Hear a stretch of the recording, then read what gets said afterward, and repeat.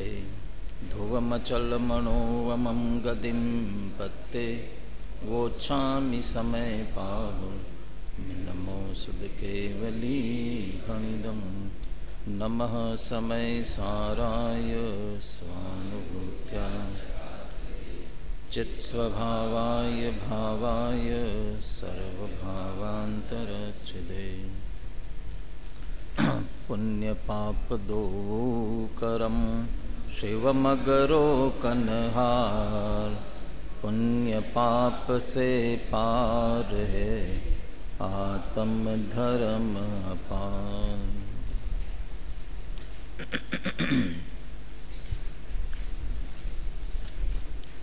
आचार्य कुंदकुंदे विरचित समय सार परमागम पुण्य पाप अधिकार में 150वीं गाथा के आधार से चर्चा कर रहे हैं, जिसमें आचार्य कुंदकुंद शुभ अशुभ कर्म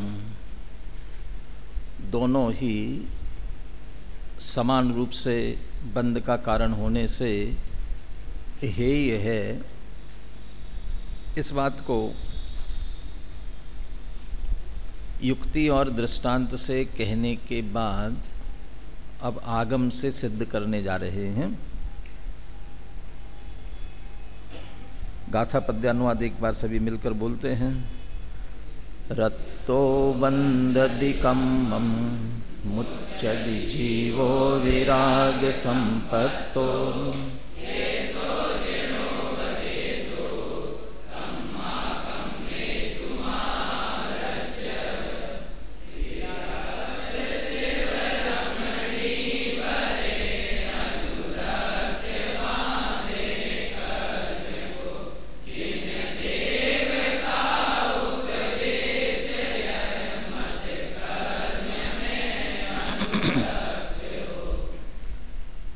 ऐसो जिनोदेशो जिनेन्द्र भगवान का उपदेश है।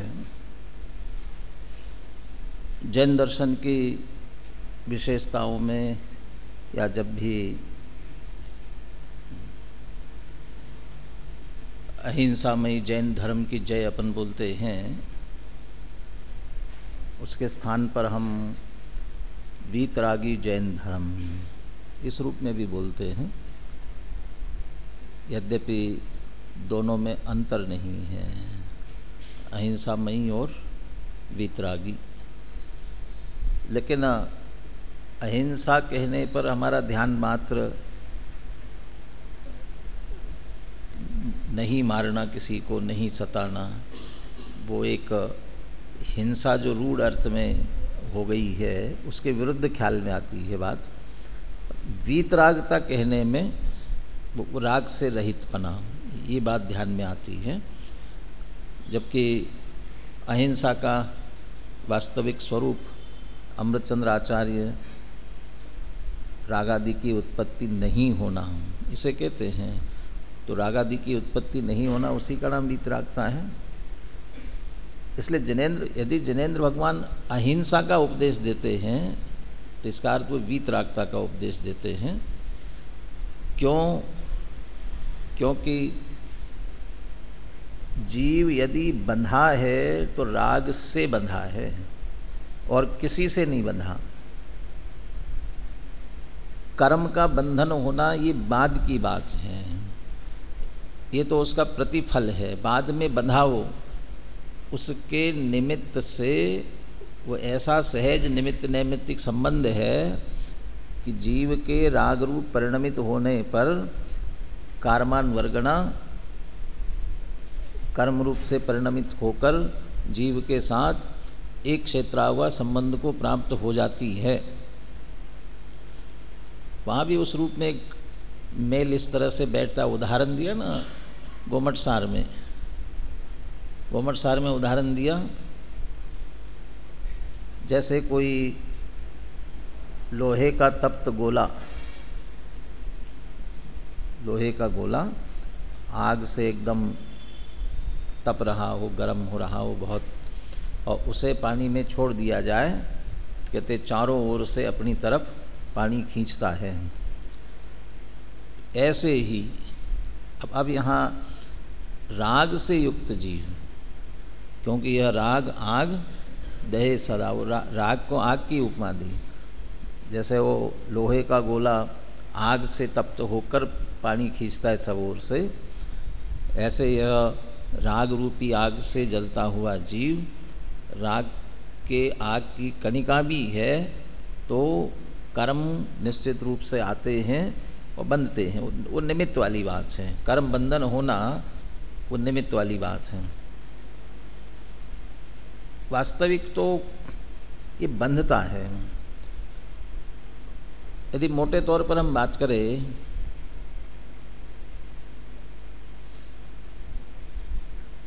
स्त्री पुत्र कुटुंब परिवार का है, मित्रता का है, ये सभी जितने जितने हम रिश्ते कहते हैं ना,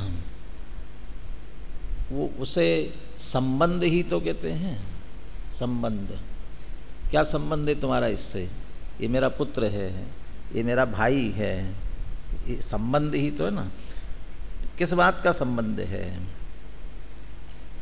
संबंध को आप व्याख्या करो, क्या करोगे व्याख्या? संबंध का अर्थ क्या? सम्यक प्रकार से बंधा हुआ हो, अच्छी तरह से बंधन हो, उसका नाम संबंध। तो ये अच्छी तरह से बंधे हैं, तो काय से बंधे हैं? विवाह होता है तो पति पत्नी का तो बंधन होता है, वहाँ तो वो पानी ग्रहण और वो क्या क्या गठ जोड़ा, गांठ बांध दिए, ये तो किया ना। माँ और बेटे में भी तो समझो एक बार वो जब बालक गर्भ में होता है तो माँ से क्या कहती, नाल कहते ना, नाभि से जुड़ी हुई जिससे आहार जाता है, क्या नाल ही कहलाएगी ना। हाँ, कहीं नरा कहते हैं, क्या कहते हैं, बुंदेलखंड में नरा बोलते हैं ना। हाँ, तो वो जुड़ी है ना उससे, माँ से। ये पुत्र और माँ में, माँ बेटा बेटी संतान में, ये तो एक जुड़ान है, जोड़ है समझ लीजिए। पिता पुत्र में क्या जुड़ान है? भाई भाई में क्या जुड़ान?